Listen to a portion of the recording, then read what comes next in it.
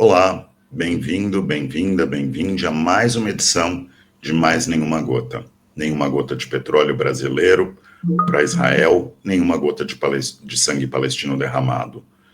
Nós estamos gravando esse programa em meio à libertação da maioria dos ativistas sequestrados pelo Estado terrorista de Israel, genocida, ativistas que foram sequestrados em águas internacionais, ativistas da Global Sumud Flotilla. Ainda no momento que estamos gravando, ainda tem 6 ativistas de diferentes nacionalidades que seguem sequestrados, detidos nas masmorras israelenses. E ontem, no dia anterior a essa gravação, nós tivemos mais de 100 ativistas de uma nova flotilha que também foram sequestrados.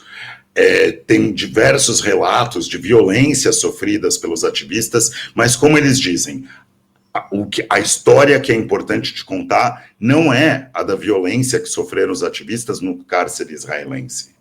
É a violência sistemática, genocida, que Israel pratica em toda a Palestina, na Palestina histórica, na faixa de Gaza, na Cisjordânia. Estamos há mais de 2 anos de uma nova fase genocida, uma fase genocida que Israel chama de solução final, procurando matar a população de Gaza por bombardeio e por fome, e a força da flotilha vem justamente de se inspirar na força do povo palestino, na força da resistência do povo palestino, que inspirou as diferentes flotilhas, primeiro a Global Sumud Flotilla, e ontem a nova flotilha que foi interceptada novamente por esse crime de Israel e que move milhões pelo mundo. Atos gigantescos, como a gente viu em várias capitais europeias, greve geral, como a gente viu na Itália, uma crescente coordenação do movimento operário internacional para tomar ações em solidariedade.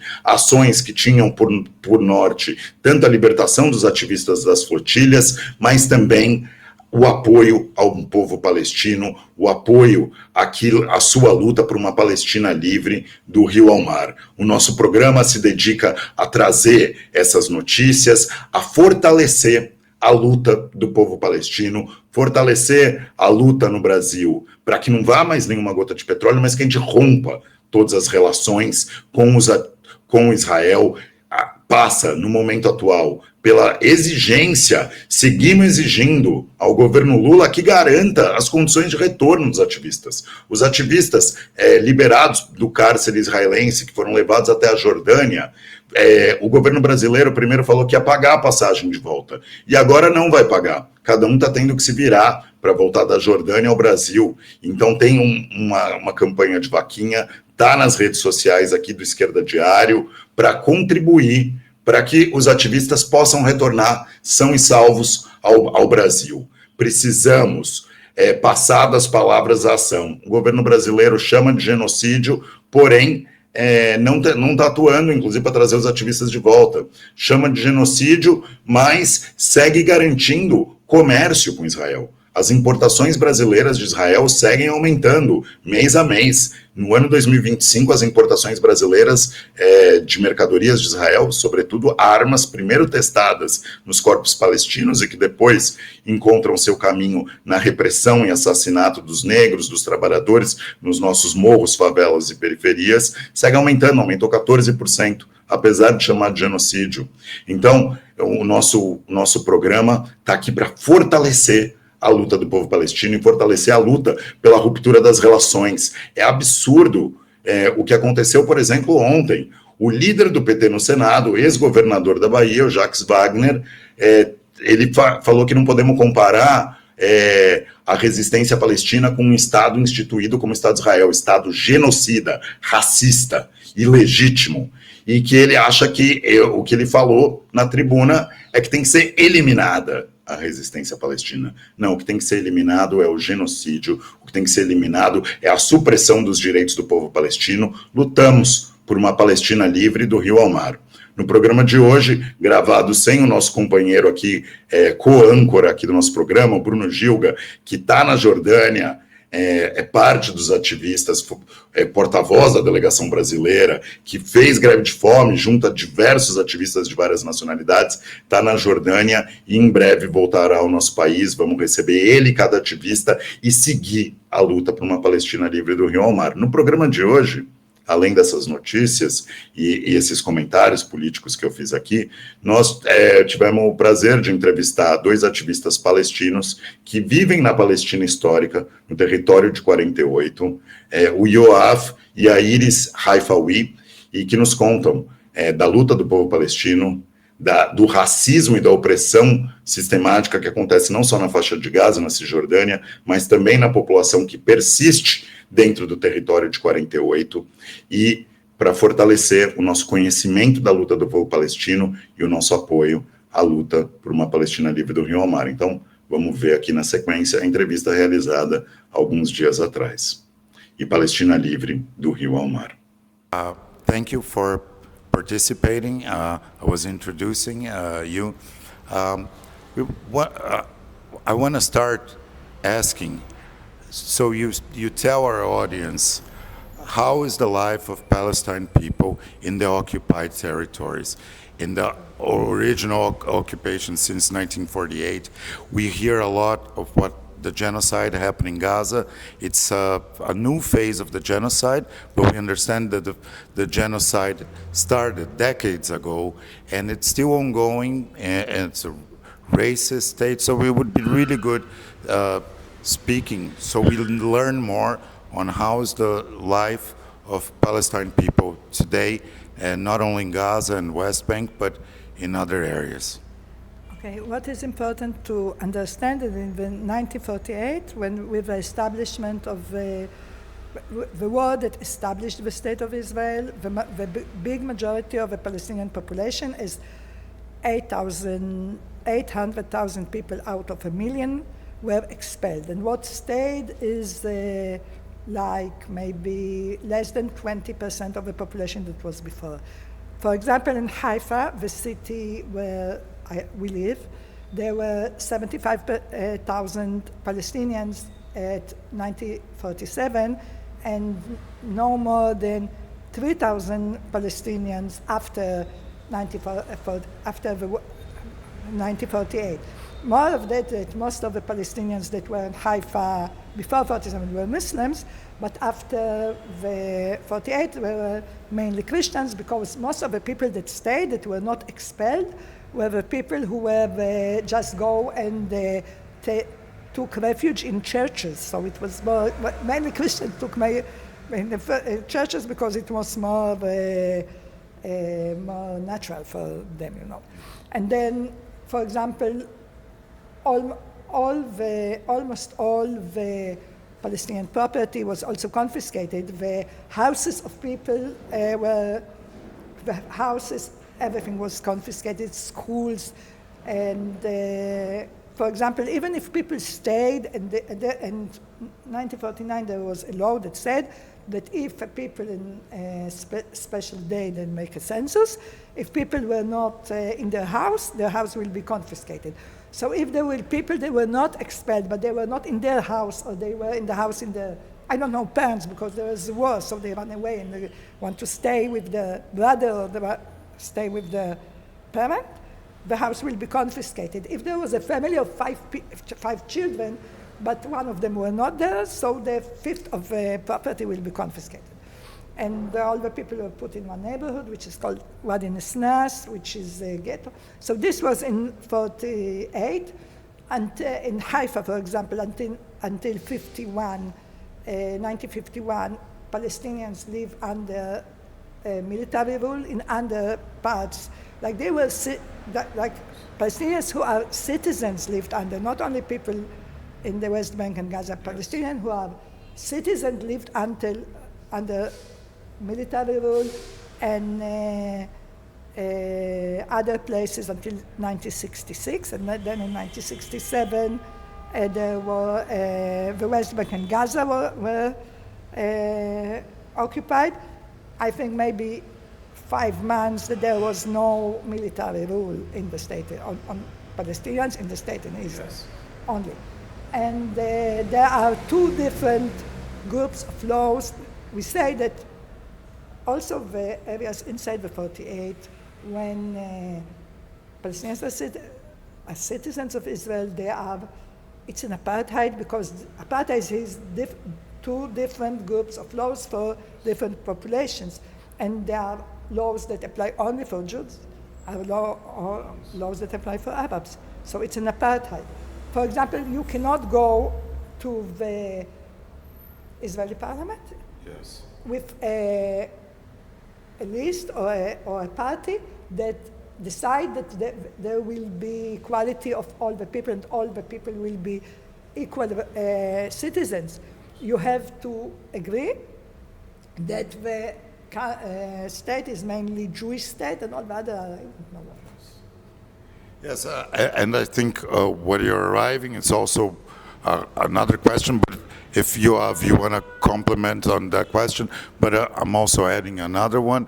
I'm sorry if I pronounce it wrong, I'll try again, in Abnaa El-Balad. I did my best. I'll learn more as soon as I can. You are against participating in the Knesset elections because it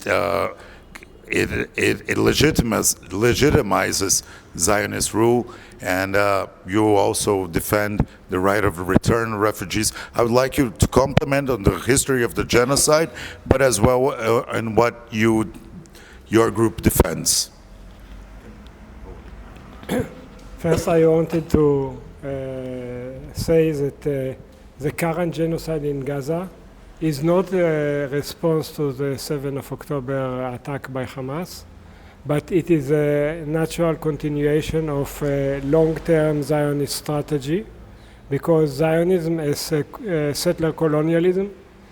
Unlike other types of colonialism, its goal is not only to exploit the local population, but to get rid of the local population in order to to replace them by settler population.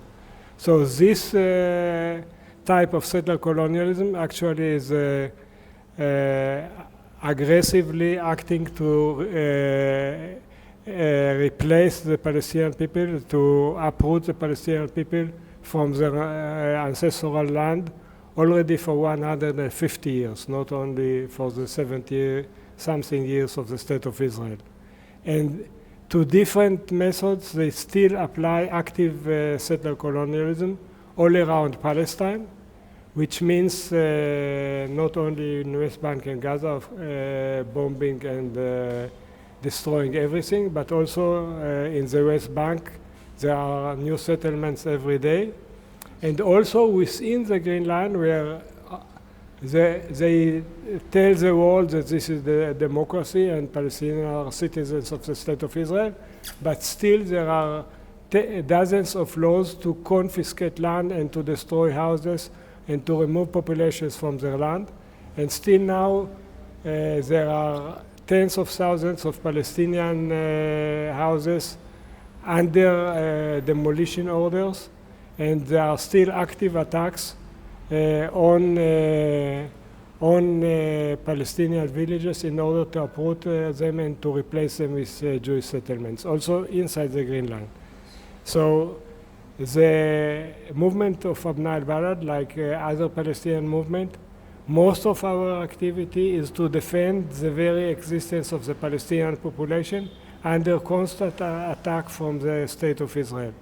Just I wanted to mention, many people maybe don't know about it, but one of the most severe problems now in 48 Palestine for the Palestinians is that there is a free rule of criminal gangs over the Palestinian villages and towns, with the direct encouragement of the Israeli security services. Also, in order to make life hard and to promote immigration of Palestinians, like they bomb Palestinians in Gaza because they want to force them out of the land. They attack physically Palestinian farmers in the West Bank. And there is a daily shooting of Palestinians by gangs that get impunity from the security services. So most of the organization is to make united front of all the Palestinian population to defend their daily rights, like to resist the criminal gangs, or to save houses from demolition, or to fight against discrimination. There is discrimination in all kinds of daily life, not only political oppression, but there is discrimination against schools. And like one small fact, from the day of the establishment of the city as a state of Israel, not a single hospital was built in all the Palestinian towns inside 48. Not a single hospital, and by the law they don't allow the establishment. Since 1948. Since 1948. There are 3 hospitals That that belongs to churches. That existed before 48, but they don't allow the establishment of any hospital in Palestinian towns. So this is part of what is Israeli democracy, apartheid democracy, or what they call Jewish democracy means. So you work on all levels of society in order to defend the very existence of the society. And of course also to raise political consciousness and to organize for struggle. There are popular committees in many villages and towns to defend the rights of the people. And of course, we regard the Palestinians in 48, they are indivisible part of the Palestinian people in general, and the struggle is one struggle of all Palestinians everywhere against the Jewish apartheid and genocidal rule. So from the establishment of the PLO, Abnaa El-Balad movement was calling for united political action of the Palestinian people under the leadership of the PLO. And we follow and we are part of the Palestinian political map in all kinds of struggles. And of course, the most important thing today is to struggle not only in Palestine but all over the world in order to stop the Gaza genocide, which is the most horrible things that happened to humanity in the last decades. And we are also under a very deep oppression, like from the 7th of October 23. There is a mass campaign of terrorization against the Palestinian population in order to prevent it from even solidarity with the people of Gaza. There are arrests for very simple Facebook or Instagram or even WhatsApp communication. And what also people maybe don't know enough, that by a political decision from the 7th of October, all the security prisons in Israel, which are used mostly for political prisoners, they became a torture camps. Unlimited torture with no law, no supervision. The Red Cross is prevented from going in. They are starving the prisoners, and people, you can see the results. You can see people that even if they spend a short term in prison, they became out broken, ill, starved. So it is really shocking. So they succeed to terrorize the population and succeeded to prevent most of the natural protests. But I must say that over the last 3 months, there is some widespread attempts to protest in many villages and towns of the Palestinian population. Yeah. Yes, in the last 3 months there are many of the attempted protests. Some of them are violently oppressed by the police, and many people are arrested. But as there are so many attempts to protest, even the police doesn't have time and attention to catch all the protesters and to be in all the places where people are going out to the street, in solidarity with Gaza, of course.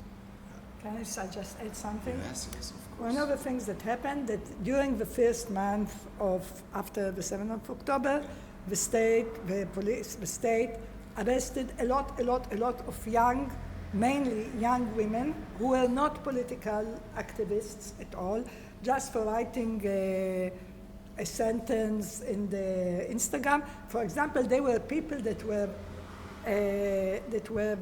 arrested because they put a religious phrase on their Instagram on 7th October. There were people that were arrested because they wrote "Good morning" on the 7th of October. And then they and then when they made the first prisoners exchange, they said that they are exchanging women prisoners, like except of 2 women or 3 women, all the women that were exchanged, there were this 18 and 19 people arrested, women, girls, who were arrested for their Instagram, and now they cannot go to university. There was somebody that was arrested because at the 8th of October she put a photo of shakshuka, which is a dish of eggs and... Eggplant. No, not eggplant. No. Eggs and tomatoes and filfel. How you say filfel? Anyway, not important. And bell peppers. Yes. And then she put and she wrote how tasty. And then she was arrested. She was like a student. She was a student in her last year. They are not letting her to go back to the university. That's what she put. She was also in prison. She was exchanged, and now they are not letting her to go back to the university. But all people are not political activists. They said the people who made a demonstration, like we tried to make in Haifa demonstration. I came to the demonstration 7 minutes late. It was after they dispersed it. It was like 5 minutes. They arrested the people that have pancartas in their hands. Like we stayed on the street like another 1 hour. The police was just beating us and things like this. And they arrested, you know that there's something that's called administrative arrest, which is an arrest without trial, because maybe we have a friend, we have a comrade that was 4 months, or I think 4 months, on the arrest because he gave 500 shekel, which is like, how much it is? It's not a lot of money, to his friend, and they say that his friend tried to make a firebomb and Molotov cocktail, and they said that and throw it on some settlers, but they asked him why you give him. He said he's my friend, and he asked 500 to borrow 500 shekels to buy something. So I didn't ask him why he needed. So it's a good, and he was 4 months in prison and was tortured.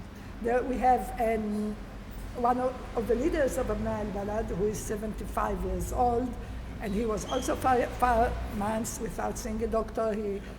His leg was broken. He had a lot of problems, and nobody even know why, because... It's really horrific what you were telling about torture, about the gangs attacking, pogroms done now against Palestinian people, and all of the abuses and racism that goes on. But also I want to hear, it's really interesting and important that you tell more about these grassroots movements, these protests that the Palestinian people try to do in the 48 area, and in 5 minutes or 7 minutes they are repressed, and also your opinion on the latest events. So we are recording this as the flotilla is nearly entering the danger area where Israel says it will be attacked. And a few days after, Trump said that he has a peace plan together with Netanyahu that's to colonize Gaza and put a British ruler of Gaza. So I want to have your opinion on both these current events and as well as on the grassroots organization of Palestinian people. One of the things that happened that because since the beginning of the war, the 7th of October, most of the organized parties and movements had a big problem to be active, because if they know the leadership, all of it, they can target the leadership and activists. So they, even in the beginning, after 1 month or 2 months, there is something which is called the follow-up committee, which are the of the Arab masses inside 48, which are like representatives of all the parties, and also people who are parliament members from the Communist Party and other parties who are. So they decided, they tried to make picket lines, because like as they are like important people and parliament members, yes, they have more liberty, but even them they were arrested. They were just coming and arresting them. So now there is in a lot of places there are grassroots, so many of the grassroots, it's more like an Instagram page, and nobody knows who is the leaders that are calling for the demonstrations, so it's more easy to do. There are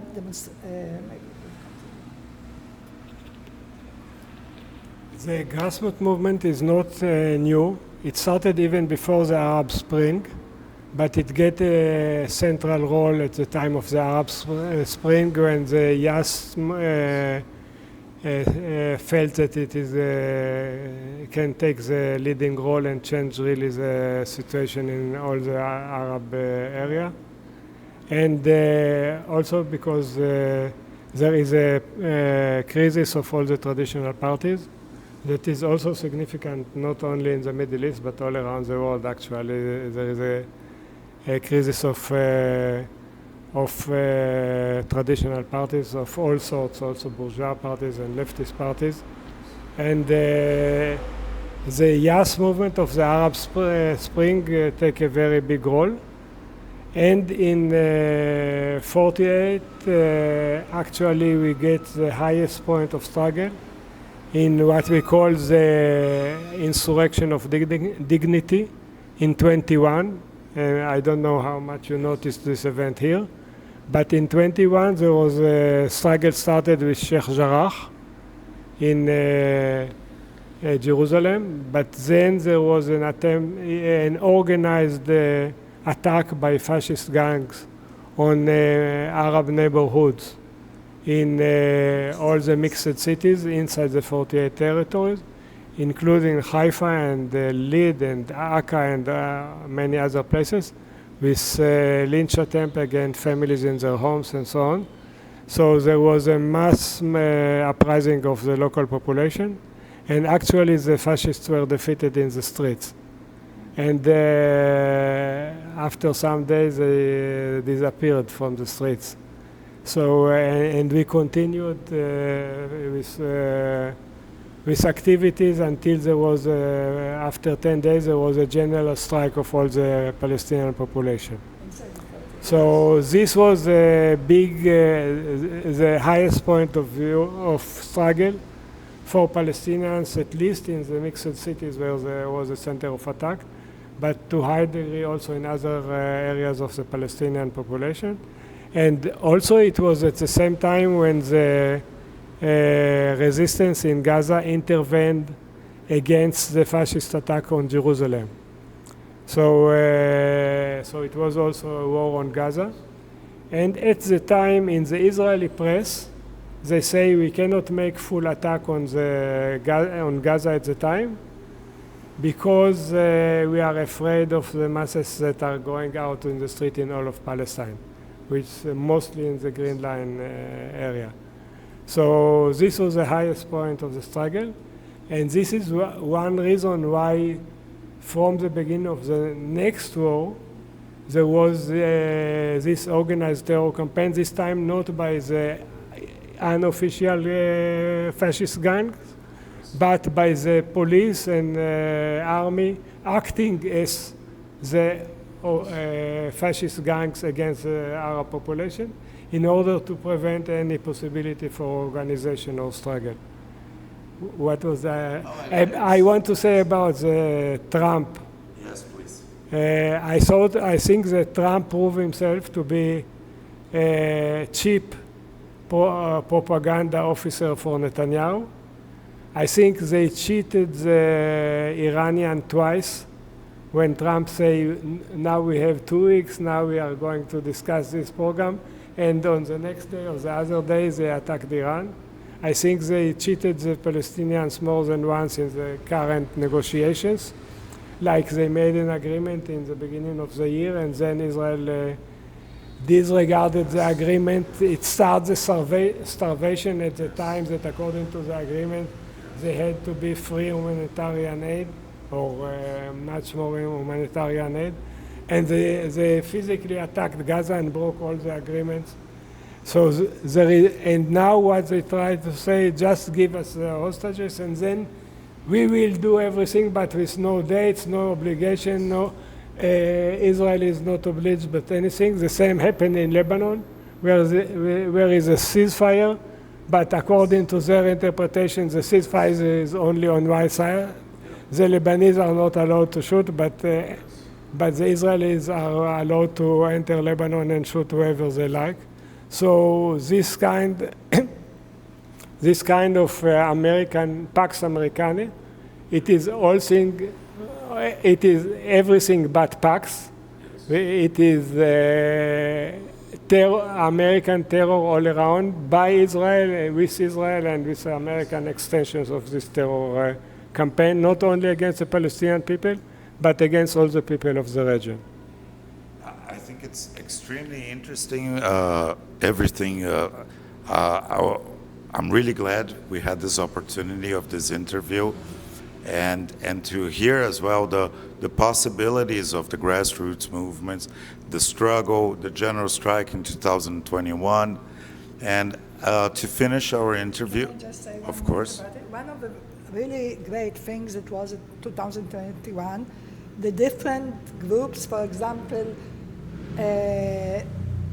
I'm not sure it's like Haifa, our city Haifa, it's a class divided in a lot like, and it was a time that, for example, students, a lot of students and student movement and people from poor neighborhoods, and they were working all together. It's not, it wasn't normally like this, but it was a time that everybody just came together, you know, like workers, peasants, students.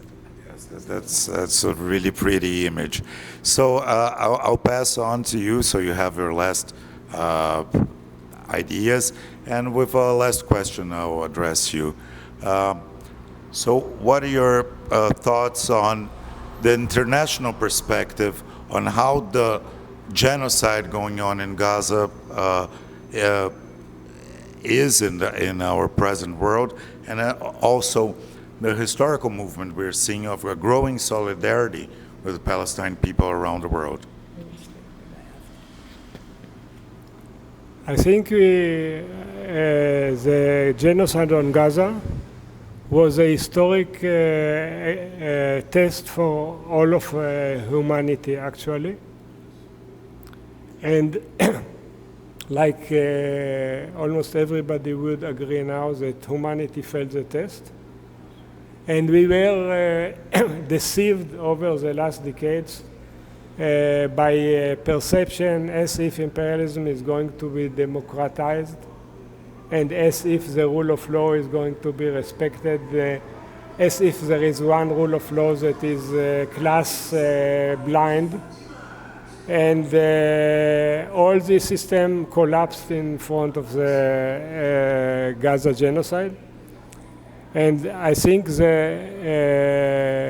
even I all the time I speak against imperialism and Western powers all my life, but I was to some degree astonished at the tolerance and support of the Western powers, and not only the United States, because there are no real steps by Western powers to limit their actual material cooperation with Israel. Yes. And they don't even defend the legal system that they built for so many years since Second World War. They don't even defend the illusion of legality for their actions or for what they call the world order. They speak a lot, they used to speak a lot, now I think they cannot speak about it, like value or rule-based world order, or our value system that we want to share with the world. Now we we know what are the values of imperialism. It is to be with colonialist, genocidal power against the oppressed masses wherever it is. And I think that we are, on the other side, the people all over the world unite, the oppressed people and also the ordinary people in the first world. They unite in support of the Palestinian people. And but we still have to build the instrument of struggle in order to convert this feeling and convert this solidarity, natural human solidarity, into a force that can really confront the forces of imperialism. I want to say something. I also think that a lot of people in the first world, in Europe and what is called the Western countries, which are not exactly Western, some of them anyway, or I don't know, they don't see that the balance of power is changing, like in the 15th century, or it was 16th century, like it was Cortes and some, I don't know, adventurers, they came and they occupied a full continent, like very big one, and but today is not like this. Like there are a lot of, what I saw that there was the small war between Pakistan and India, and maybe the Chinese planes were better than what India had, the Western, like in China is not in the balance of power is changing. Like people all over the world are more educated and more like this. So to think that you can continue like this forever, it's so stupid. It's really very stupid. And I feel very inspired by your words, and the balance of power is changing, and we need to act decisively so it changes towards what we workers and peoples of the world need. And I thank you very much. Our program is called Not a Single Drop of Oil to Israel, not a single drop of Palestinian blood shed. And we want to call on workers and students and all the people to rise and make our government responsible. Our government calls what happens a genocide, but we continue to have trade with Israel. So we want action, and we want to contribute. So we want to help the Palestinian people and do our part in support. We are standing together for a free Palestine.